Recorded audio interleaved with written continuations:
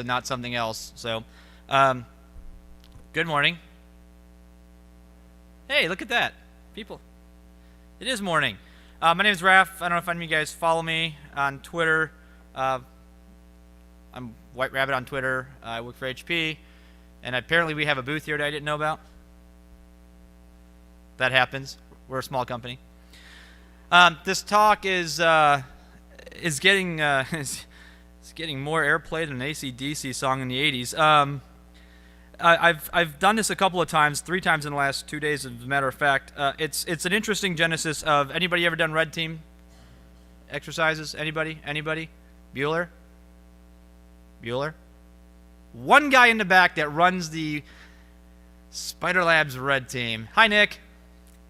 Okay, so I'm gonna rock because that's what I do. So here we go. So policy, I think, is a poor substitute for preparation. Agree, disagree? Anybody ever disagree with this? Good.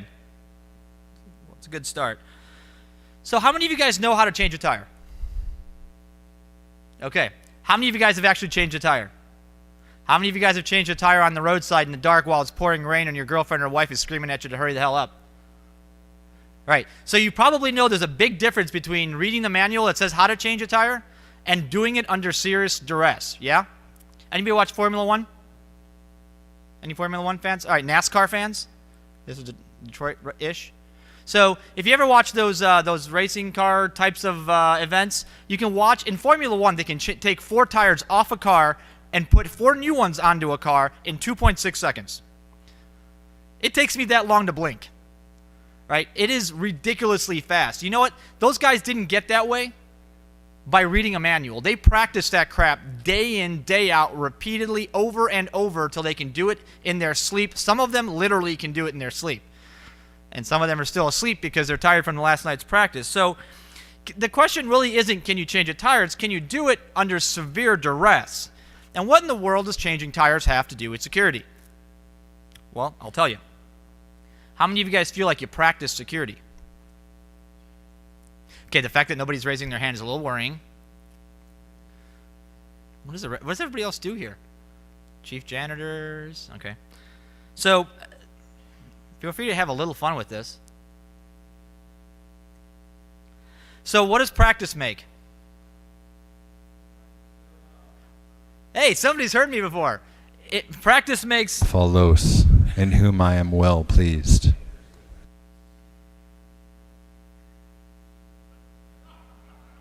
God? Is that you? Uh-oh. I think I've offended somebody. Was that you messing with me back there with the microphone? Not funny. Let's try this again. So practice makes, usually everybody around this part says perfect, and actually it makes good enough. So if we practice often enough and do it often enough, it actually gets us to a state of good enough. So information security, what is the goal? Seriously, you guys are boring. What's the goal of information security? Thank you, Wolf. So it's, a lot of us are stuck, thanks. A lot of us are stuck in this mentality of, anybody here out there, by show of hands, wants to tell me that they're here to, they worked in the company they work for to prevent an attack? Interesting. How about prevent a breach? Interesting. How about prevent an incident? And those are different, right? Okay. How many of you guys are out there to survive an attack? Okay. So, you guys know the bear analogy, right? 2 hikers, one of them's running away from the bear, the other one's tying his shoes because he's got to outrun the guy behind him. Wrong. Because in this world, there are an infinite number of bears and they multiply like bunnies, get it? And they're everywhere. Okay, this has got to be a little bit funnier than that. Jeez, tough crowd. You guys are killing me. All right, so there is an infinite number of bad people out there, and the problem is you're not going to really run away from anything. You're just going to run into the next other thing, right? So it's not a matter of can you avoid anything. I'm going to say this with all the love in my heart for you guys in the world that raised your hand at the beginning of, when I asked, but if you think you're going to prevent anything, I posture that you're a little bit delusional. Because prevention in security is not, especially in the breach area, right? You can't prevent attacks. It's physically not possible. I can go attack you right now. You can't prevent it. Somebody in Russia can go attack you right now. The guy next to your next door neighbor can attack you right now. You can't prevent it. There's too many adversaries. You can't handcuff them all. We've tried. So the notion of resilience starts to come into play. And a lot of us can't define what this is. So resilience really means what? Particularly in the enterprise. What does it mean? Take a shot and bounce back. That's absolutely correct. It's how do you get back to business, okay? And those of us that have lived in the IT security world long enough know that getting back to business is number one. It's like the prime directive. Star Trek nerds? Anybody? Anybody? Yeah, see, that gets a laugh. Sheesh, all right. So no Monty Python here, but we're going to go Star Trek. All right. Changes my entire slide deck. So getting back to business is the one important thing. Because you're not going to prevent anything. You're not going to really even avoid anything. I probably can promise you that during the course of your time at whatever company you work for, you might actually, the likelihood of you getting hacked is pretty good. The likelihood of you noticing is actually pretty bad, but the likelihood of you getting hacked is pretty good. So can you facilitate resilience? How many of you guys feel that you can facilitate resilience? Meh. Okay, great. So you're in a good spot then. I like to tell people that most of us probably can't, not very well, because what we're all stuck doing is security. Right? And security is a rough thing to be worried about when you can't even tell whether you've been breached or not. Sorry, this keeps falling and it's annoying the hell out of me. There we go. So, another quick show of hands, fun poll. How many of you guys have an enterprise security policy? Okay, keep your hands up if you've got a set of procedures for incident response. Keep your hands up if you have lots and lots of fun controls. Keep your hands up if you've got tons of blinky lights and technology. Everybody's hand should go up on that one. And if you don't have your hand in the air on this one, I'm curious. My question to all of you is, so what? Does any of it work? Anybody feel confident saying yes? Some? How do you know? Right? The notion of how the hell do you know any of this crap in the closet works? Well, the lights blink green when there's no bad guys. The light blinks red when there's bad guys. Kind of scary, isn't it? So, preparation, I think, is relative. And going back to my Formula 1 example, preparation turns into a very relative thing because you can practice something and practice something and practice something and practice something, and eventually you'll get it right. And you'll be able to be good at it. Right? This is why if you've ever driven past an airport where it looks like there's a plane on fire, anybody ever seen that? First time I saw that, scared the hell out of me. I'm like, what is going on at the airport? Well, that's the incident response team practicing. They do it about once a month. They set a fake plane on fire and they do fire and rescue roughly once a month at all the major airports. Not because it's fun to set a big giant plane on fire and run inside it and risk your life burning to death, but because they need to practice and be damn good at it. Right? That Formula 1 team didn't get to 2.6 seconds on 4 tires because they read manuals or they tried it once or somebody told them how to do it once. Right? Some of these guys, there was an interview done, some of these guys practice 800 to 900 times in the course of a week. If your job on that Formula 1 team is the guy holding the gun doing this, that means you've done that 1,800 times in the course of a week. If muscle memory doesn't take over at that point, you suck at your job. More importantly, you suck as a human being, right? So preparation is relative. A lot of us prepare, but what do we prepare for? So you guys all know Josh Corman? Friend of mine? Anybody know Josh Corman? Go read some of his stuff. Josh is a smart guy. Josh has been around for a while. He's turning into a dinosaur like I am, but he's been around for a while, and he says that the auditor is more your adversary than the hacker. You know why this is true? Because the auditor is guaranteed to show up and can disrupt your business if you fail an audit. The hacker, maybe. The auditor turns into your biggest enemy. How screwed up is that?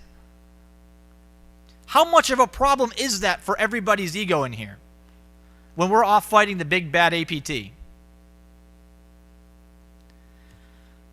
So how many of us, Nick and I had an interesting conversation last night about penetration testing. Anybody do pen testing here? Okay. So I said this yesterday in an audience that really didn't receive it well. Apparently there's a lot of penetration testers in the audience. I should have asked first. But penetration testing today largely has turned into an absolute freaking farce. Somebody runs a Nessus scan and says, hey, I pen tested you. That's not a pen test. That's an 8-year-old. Right? I was working with a friend of mine who runs a proper red team company, or a company that does penetration testing the way they describe it. He's like, yeah, we were doing an engagement, and we're including a social component to it, a human component to it. And he says, the IS guy, the IS manager basically said, you know what?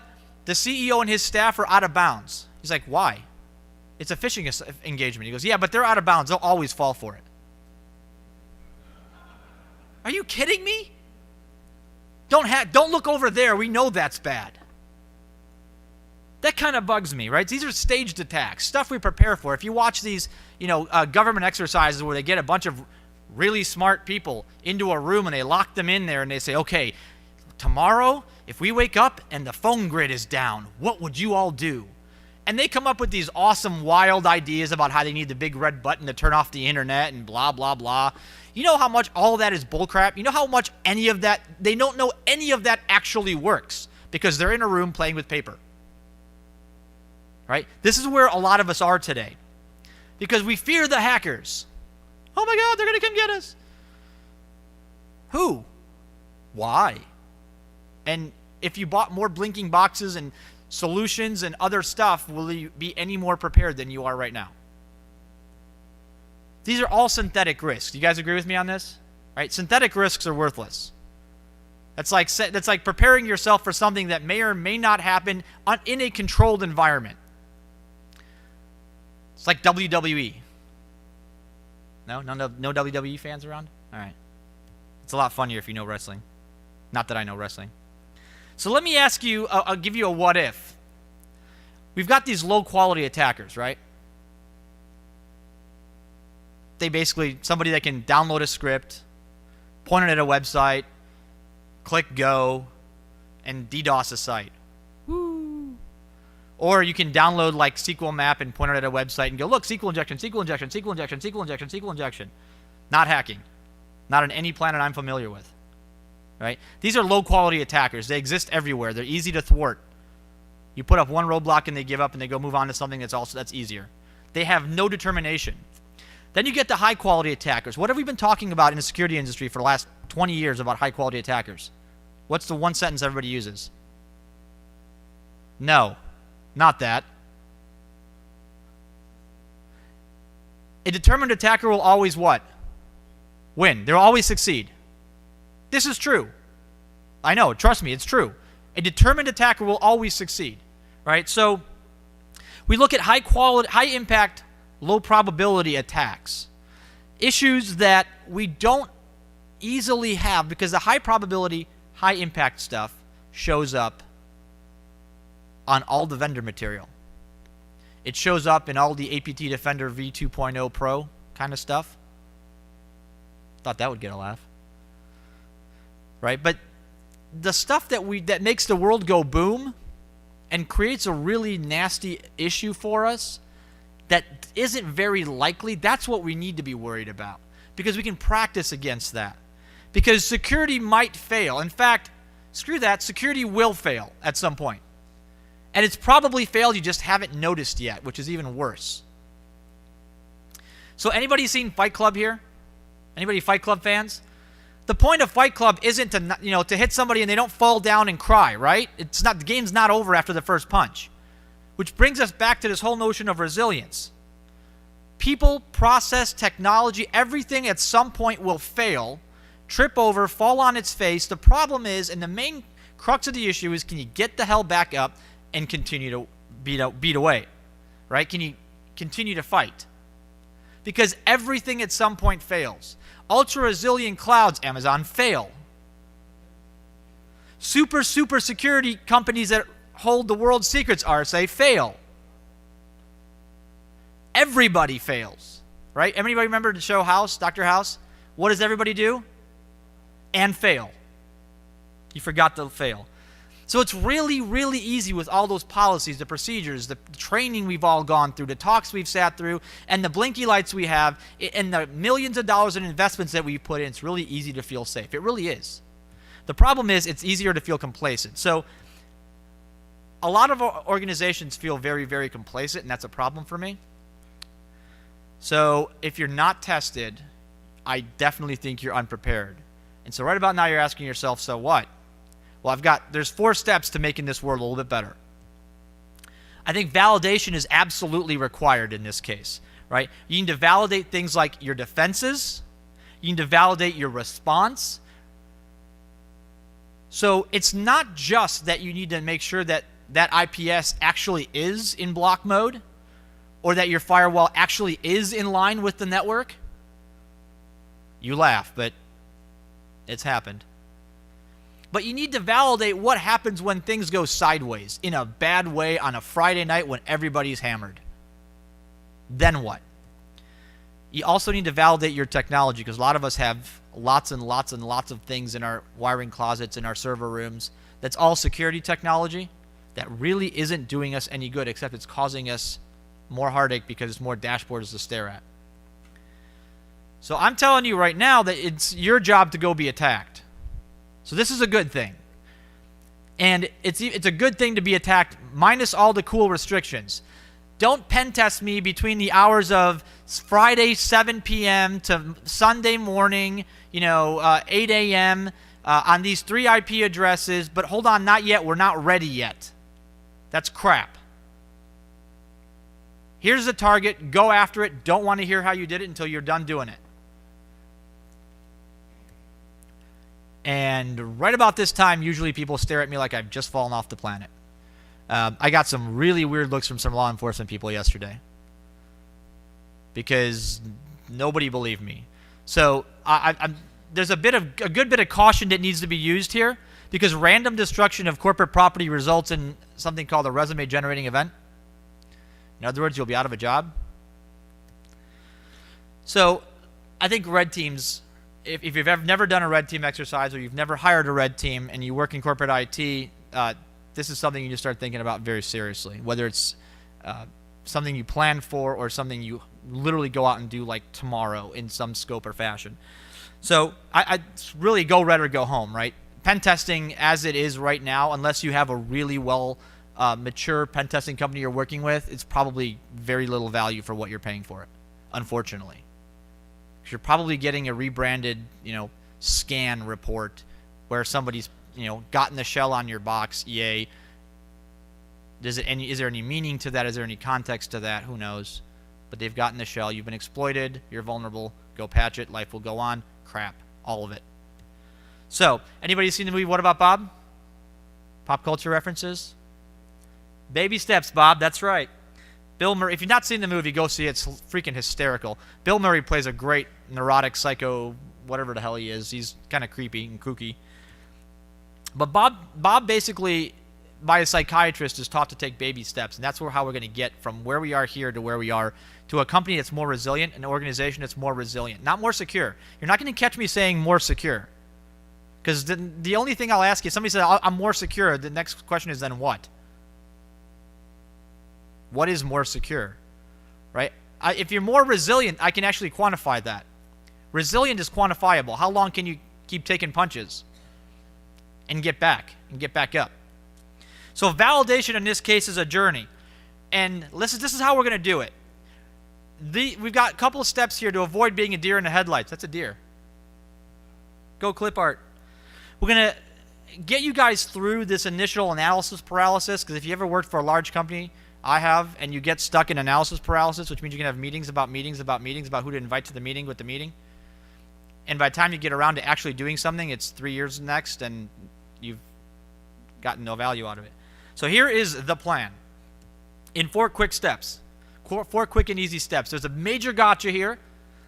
And at some point, you'll notice that I think there's a little bit of unconventionalism here. Hopefully, you pick up on it.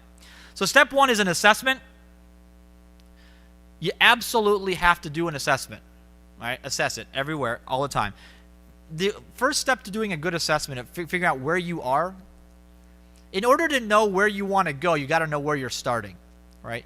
Lots of those "you are here" maps are important. You know why the maps are so important for us? Because they don't just tell us where we want to go. They tell us where we are now so we can get there. Right? That's the value of having a good mapping product, not Apple. And it's really, really, really important to make sure we get there, right? See, it's like Mr. Subliminal. So what are your defenses? How much of your defensive posture do you know right now? Like, what is it? If you had this, if I asked you right now, if I said everybody take a piece of paper out from underneath your chair and take the pen out from underneath your chair, there really isn't a piece of paper and a pen underneath your chair, at least I don't think there is, and write down all the defenses you have right now. How many of you guys feel comfortable that you do that? That you'd be able to do that? Yeah, that's not really comforting. Right? There's a lot of stuff you do defensively, and there's a lot of stuff that you do unconventionally defensively. You'll have to come see that talk next. But what are your defenses here? What is the defense that you're looking for, right? What is it today? What do you think it is today? Because you don't know yet. This is what you think. How prepared do you feel? How prepared are you? You know, is there a red team? Is a red book incident response manual? Are there procedures for when X happens, do Y? Thinking back about 10 years of my career, we had a fantastic incident response process. Step 1 of any incident response process after this transformation we went through, log on to there's a website that was 2-factor authenticated, SSL, mutually auth, beautiful thing. Right? Log in, describe the incident. It would automatically route the ticket to the appropriate people, page the right folks, restart, reboot, terminate processes, all automatically. And then SQL Slammer hit. So step 1 of the process, log into the network's down. Now what? There were 10 of us standing in the room going, anybody know what we should do now? Because nobody ever thought to say, hey, what if this doesn't work? We've never been put in that scenario before. You know when we found out that our crap doesn't work? In the heat of battle. That is not a good time to figure out your stuff's not working. I promise. Like if the fire truck that shows up outside your house finds out that their pump doesn't work as your house is burning down, not good. I'm pretty sure you're not going to be very happy. So there's another question that's important to ask is, it's not just what's hackable, but what could break? What breaks? So there's brittle systems in everybody's organization, right? So there's 2 things that we're curious about here. Defenses, which is the hackable part, and then brittleness. You've all got these things in your organization that started out as somebody's pet project. They strung a couple of servers together, borrowed some licenses, installed some software. It was just going to be a prototype. We'll do security on it later if it works. Lo and behold, it works, and now it's production, and you're not allowed to touch it. Right? And if you sneeze anywhere near it, the whole thing comes crashing down, and you're fired. It's called a brittle system. Everybody has them. That's where all the ugly warts are in most of our companies. And then the major question is, how bad can it be? Right? So these are things we need to start thinking about. How bad is it going to be? What artifacts from the past do you have? Do you actually have a pen test report that somebody's done for you that tells you, we're pretty vulnerable? Do you have 7 pen test reports over the course of 7 quarters that all look the same? Because all they did was print out the same thing over and over because you haven't fixed a damn thing? Any empirical evidence at this point at the assessment phase will do. Once we're done assessing, right, basically the you are here or you think you are here, then we get to the planning stage. Let's figure out what we're going to do next. How are we going to plan for this? All right, so here's what's in scope. If we're talking about planning a red team exercise, your vendors, your partners, and yourself, pretty much everything. I have news for you. If somebody's going to come attack you, and I mean seriously attack you, come at you, they're not going to come knocking on the front of your website. They're going to go hit your kid on Facebook, infect the laptop that your kid browses Facebook on or plays World of Warcraft on that you bring to the office every day. That's the path of least resistance. That's the easiest way in. So you absolutely become in scope. Your neighbors become in scope. They'll Trojan your neighbors because you go over there and use their Wi-Fi all the time to watch Monday Night Football. Right? When you go over, bam, you're infected. You bring it back to the office. Voila. You're hacked. Bad elements don't discriminate here. There is no rules of engagement for evil. It's all out, right? There's no rules. The good guys, much like if anybody's got a military background, you know there's plenty of rules of engagement, right? You pretty much can't fire on somebody unless they've got 2 bullets in you already. Unfortunately, they don't care. They don't follow the same rules. So bad guys do not follow rules. And the fact that pen test teams do just proves the little value that most pen test exercises provide. So this tends to be very overwhelming, and it's a little bit scary to think I'm just going to go randomly put a bazooka to my corporate IT and see what happens. So strategizing needs to happen in little itty-bitty pieces. Much like Bob, we need to take baby steps. And so we're going to start with some small parts. Right? This is kind of where we're going to take mini red team stuff. We're going to start off with miniature exercises, small incursions. We're going to make that little app that we don't think is connected to anything, that probably nobody would notice if it was down. That'll be the first thing.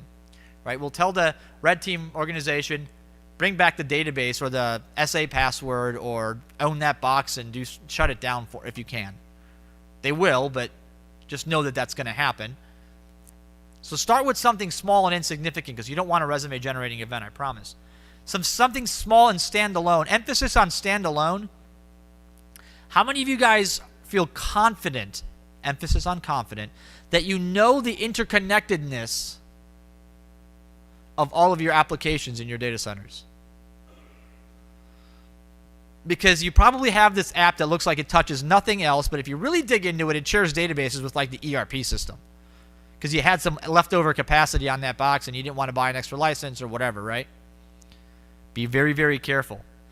Working into bigger units means that we need to start thinking about now what, right? Working your way up. So you start with something small autonomous unit, work your way up. If you work in a large conglomerate or you work in a large organization, you probably have a business unit that has sub-business units that have sub-business units that have, and we can keep going for a while probably in some of your cases. Even if you work in a small company, you start with at the very lowest common denominator at the application level, work up to department level, eventually work up to corporate level, right? The entire business unit then. And eventually, like in poker, we go all in. And we'll figure out how we get there as we progress through the rest of this. But everything is in scope, whatever it takes. This is the WIT, whatever it takes to execute that hack, execute that infiltration. This is just like real attackers do. But one small minor detail here, and the question is, who do you tell that you're going to be doing this? You don't tell your IT security team. I think that we agree on because you don't want them prepared, right? So who do you tell? Anyone? Anybody? Chief Legal Counsel? Somebody C-level, 1 or 2 people C-level, right? Senior Legal Counsel, Chief Risk Officer, maybe your CEO if you don't have any of those two. Pretty sure you've got a Chief Legal Counsel somewhere. Or lead attorney or something. It's good to be realistic because somebody has to know, but you want to tell as few people as possible, right? Because what's the point if everybody knows it's going to happen? But remember, always cover your apps. Always. Trusted leadership is a good spot for this. Going off and telling people about it is a good idea, but you want to tell somebody that you trust, that trusts you, to do this and execute properly without causing a calamity. And if you do, they'll have your back, right? So phase 3 on this, action, lights, camera, ready the ninjas, and start the validation. So let's do this in phases. How do red teams operate? Recon, understand your target, acquire your target, figure out what the important thing is that you're going to go after. Pick targets that are high value, low risk. You don't want to be able to be seen, right? Anybody a fan of the of John Cleese and the Monty Python gang? Anybody seen How Not to Be Seen? On and Now for Something Completely Different? You don't want to be behind the one bush in the open field. They know where you are, right? If you're not familiar with it, it's funny. Go look it up. Infiltration. Find a way in. Not a matter of, it's not if, but it's how, right? Infiltrate. Get in there, establish a beachhead, find a base of operations. This is scary because as you look through your organization, sometimes you'll realize that there already are bases of operations for people that don't work for you inside your organization. Either they're legitimate, like maybe consultants or something, semi-legitimate, like consultants or something, or completely illegitimate, like consultants or bad guys or something. It happens. The next thing we do after you get a good beachhead, right, you got another good base of operations, is you do more recon. You do more looking around. Maybe you find a better target. Reevaluate that target that you had and see if it's still the target you want to go after. Because sometimes, quite frankly, we find that, hey, you know what, my target is going to be this one database over here, but you get in and you look around, you go, yeah, that database is nice, but man, that payroll over there looks a lot better, right? What's better to get at? Remember, high value, low risk targets. Exfiltration is another key. Work with I got a fun story about from a colleague of mine. The infiltration part was simple, right? The company was so bad at security, inbound, that they had a beachhead established in like a day. They looked around, found some cool stuff, knew what they were going to attack, attacked it, copied off an entire database. We're going to take it back with them. The problem is they couldn't get it out of the company. Like the exfil part was hard. They had managed to lock down really well, actually, the outbound part, outbound traffic. So, much like any red team, they improvised. They took it, basically compressed all that, put it on the receptionist's machine in the front of the office, because that wasn't behind the locked door, waited until after hours, came in with the cleaning crew, put a USB stick into it, copied it off, walked out. Easiest exfiltration in the history of mankind, right? Plug, copy, whoop, walk out. You already had the credentials. Logging in the machine wasn't rocket science. The idea of take everything is pretty important, right? Find what you want and just take all of it. And obviously, leave no trace and don't get caught. Right? It's good red team. Especially if you're doing physical red team, don't get shot at. Or if you do, run faster than the bullet. Here's the one unconventional part that I'll tell you that probably, this may be the first time you hear something like this, and it may kind of, maybe even shock you a little bit. I think, personal opinion, the best red team folks are not just the most technically skilled or the smartest necessarily, but they're the ones that keep the best notes. From a value to me, the company that's ordering this red team exercise perspective, I want somebody that's going to keep ridiculously good notes. Like OCD ridiculously good notes. Here's the other part of this. Before we get in the last phase, which is analysis, I want to see who here is brave enough. So what do you guys think is the one super key, the one thing that you absolutely have to do, and if you do it, incident response becomes much easier? Anyone? Guess. What's that?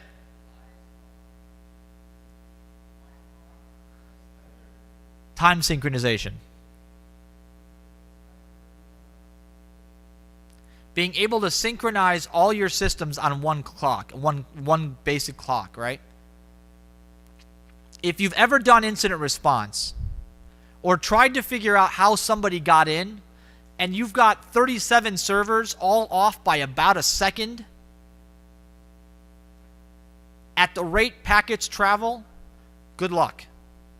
Because you'll be sifting through gigs and gigs and gigs of text logs, or maybe even on a pretty shiny screen, but you'll be looking at things in different time slices. You have to be on the same time scale. That's the one thing I'll tell you from a defensive perspective, incident response perspective. Synchronize your devices. Have a good time sync. So the prediction at the end of a red team exercise is stuff broke. Not stuff got hacked, stuff broke. Remember those brittle systems we talked about at the beginning? You know, that stuff that you can't sneeze around because it'll come crashing down and somebody will have to get fired? Something during a red team exercise generally breaks. This is different than pen testing because we try to avoid breaking anything at all costs. This is where we diverge. It's okay to break stuff. Why? Because during a real attack, things will break. You know how we find out what's the most brittle and what to fix first? After it's been broken. Not because we sat in a room and thought about it a lot. So the questions you want to start asking yourself, what broke and why? We're not even getting into the hacking piece of this yet. What broke and why? Why did that server over there fall over when they scanned this IP address? I literally worked on an analysis once a while back where we had a server that was in an entirely different data center, a database that just fell over for no apparent reason. During roughly the same time frame as a infiltration exercise, way, way on the other side of the earth, in a different, completely different time zone, different data center, different everything. The only common denominator between the attack and the thing that fell over was there was a database involved in each. But we're like, okay, so dear company IT people, how are these related? They're not. Well, it's not coincidence. I can very much assure you of that. No, it must be coincidence. No, how are they related? They're not. Seriously, they have to be related somehow. Dug into it. Turns out there's a little database export that happens over here, gets FTP'd over here, loaded over here. There's a little bit of time shift, right? Because packets have to travel, get zipped, so compressed, dropped on an FTP, internally transferred, uncompressed, loaded into a database. And when we corrupted stuff over here, this database could handle corruption reasonably well. Like it could do error correction and stuff. This one over here was the brittle one. Nobody sneezed. And it just went poof, magically died. But they were connected. They discovered an entirely new link that IT never really realized between a bunch of different systems. So system resiliency failures happen pretty often during these types of exercises because we do DR drills, right? But how are disaster recovery drills always conducted? Well, we're going to gracefully shut down these machines over here, and then we're going to watch as these over here come up by themselves. How realistic is that? Hurricane Katrina hits. It's going to wait for you to power down your systems. No. It's going to just... How you're going to do DR is you're going to walk over to it and go, yank, power's out. Now what? Oftentimes what we find is all these really cool synchronization things that we've got going on, all these great failovers, Amazon, all this great stuff hinges on one piece that doesn't work if it's not done properly, right? If two databases come back up dirty, what happens? What end state do you end up in? How far back do you roll back? I mean, it could be 15 seconds. It could be however much battery was in that cache before it finished writing it to disk. Or it could be, I don't know, the database is dead. All of those are possible. You know how you're going to know? Yank. No problem. Come on, grab a seat.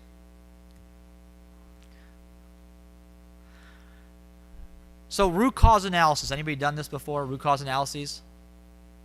If you have, it's probably your least favorite thing in the world. Because it takes up a ton of whiteboard space.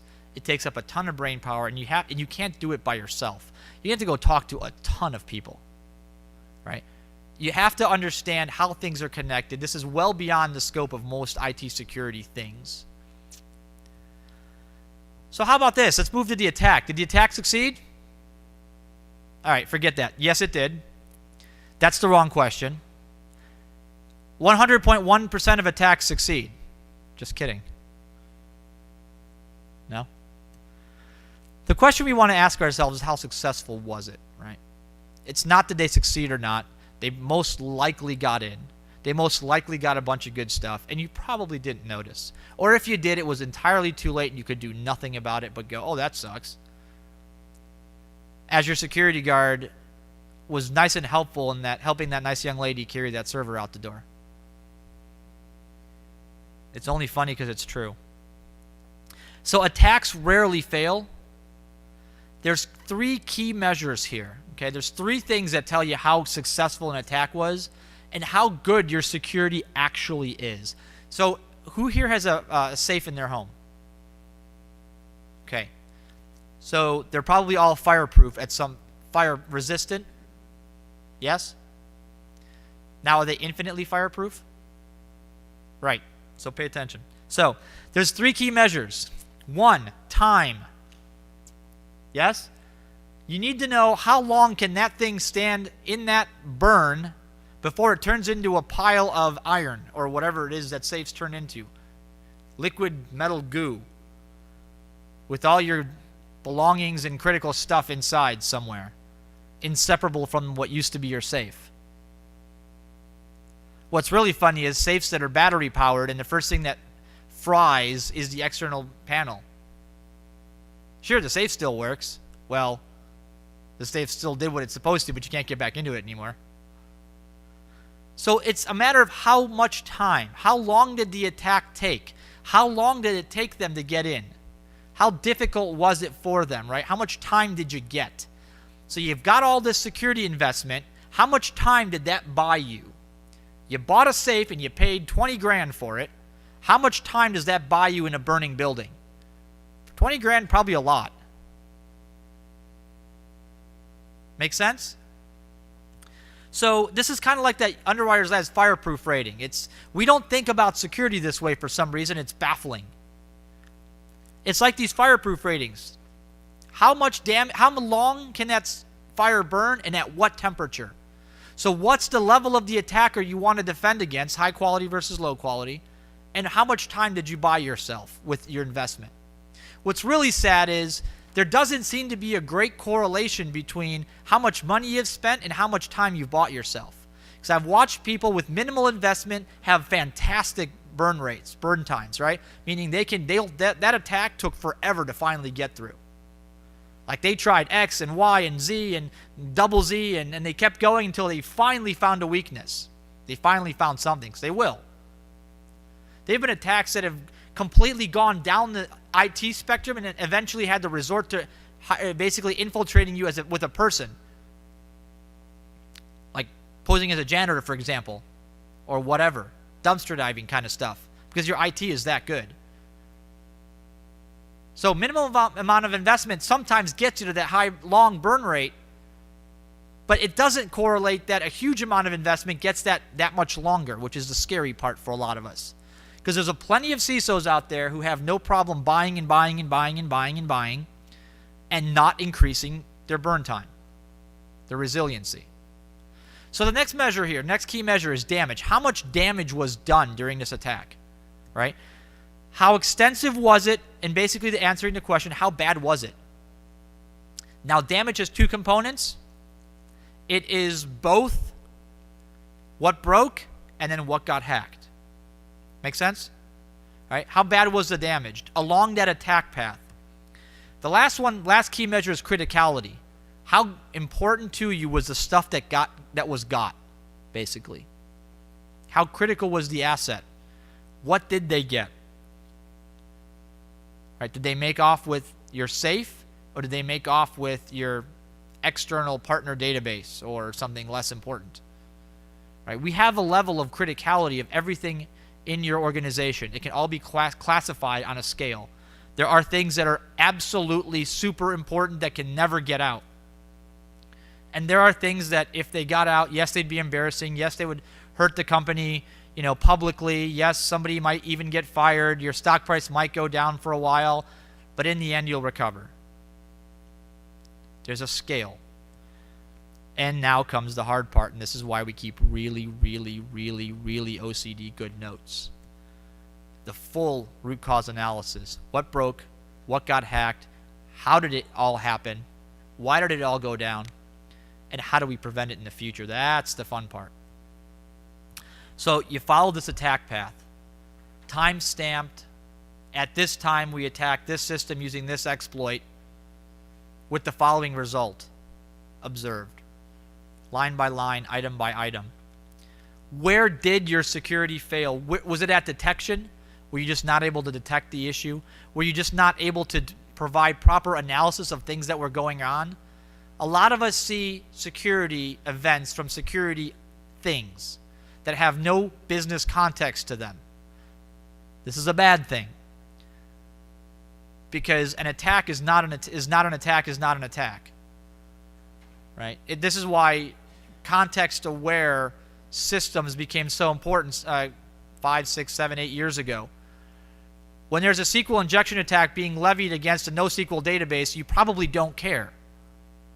When people are lobbing, IIS attacks at Java web servers,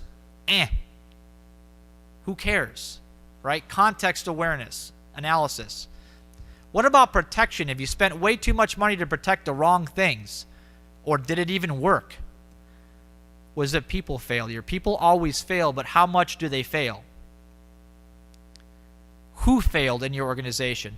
More often than not, it's your security folks, because they're tired, they're overworked, they've got too many dashboards to stare at, and if it's not staring them in the face, they probably won't notice because they're too busy doing security. Was it a process failure, right? Like in my case, did I run into step 1? Not available. Crap, now what? There's a bunch of people standing around going,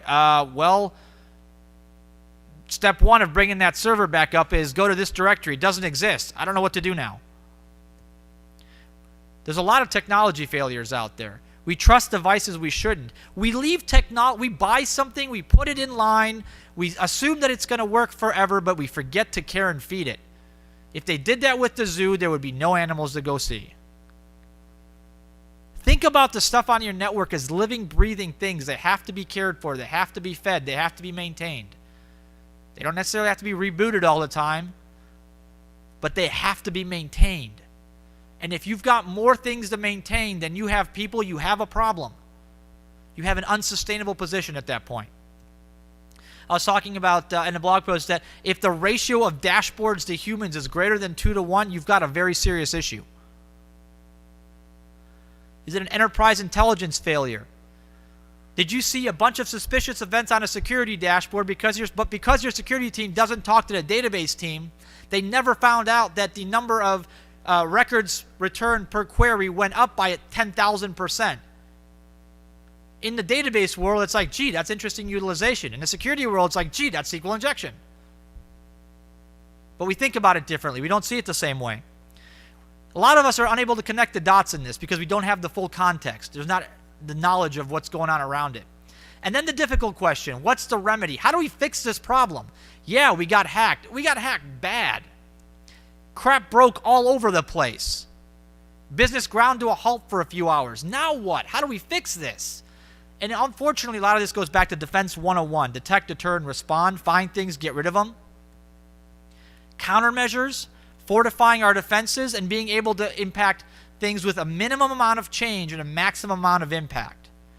And we've been saying this for years, and business people will tell us this.